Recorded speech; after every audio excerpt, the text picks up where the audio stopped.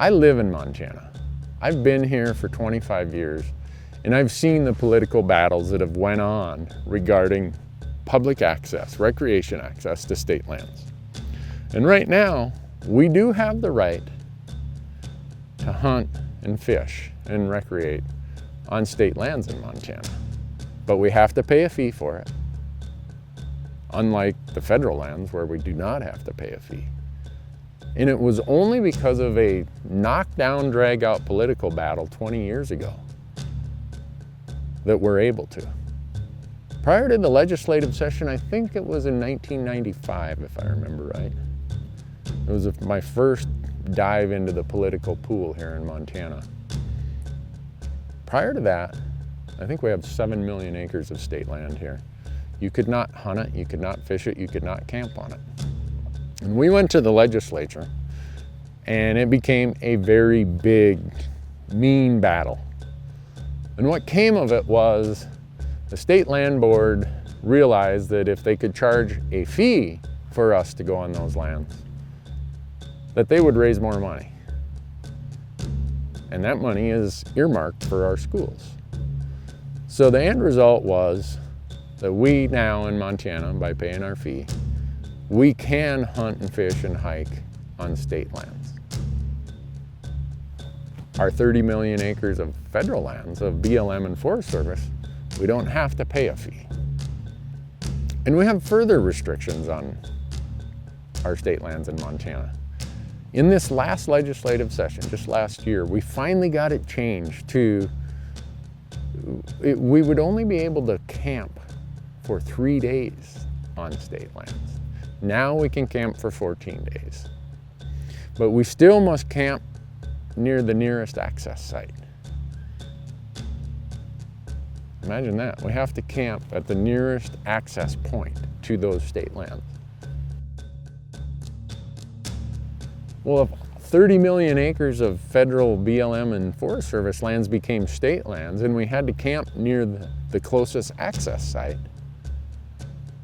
so much for doing our backcountry hunts. So much for hiking into the Spanish Peaks and fishing. Because you can't camp there, you gotta camp near the nearest access site. State lands have all kinds of different rules that currently do not exist on the BLM and Forest Service lands. But here's the irony in Montana, and this is gonna make you laugh.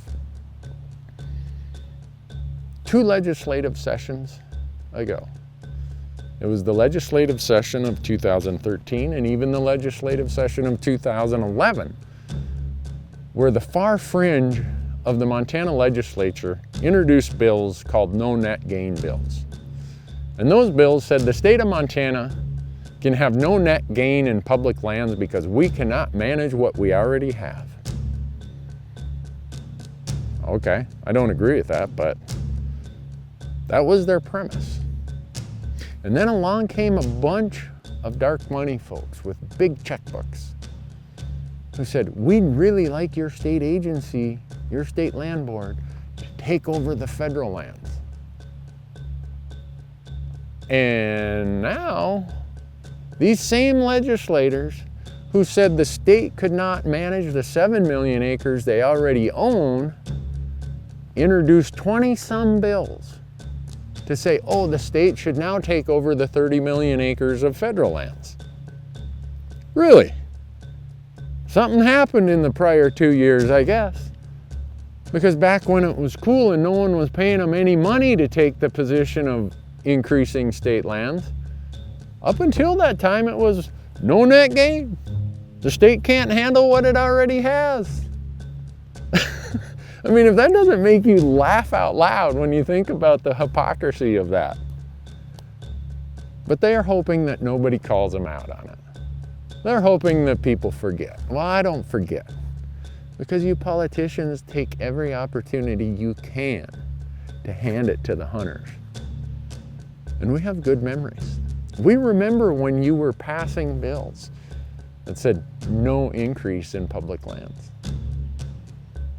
So I think I've given you some ideas of why, if you are a citizen of the United States and you currently have free access to your federal lands, your BLM lands, your Forest Service lands. Well, you probably don't want the state of Montana, my home state, having their land board take over 30 million acres of your public lands. And now that we've talked about Montana, I'm going to transition into Nevada. And in the next video, I'm going to give you the whole Nevada story, the history, and why it's such an example you should pay attention to.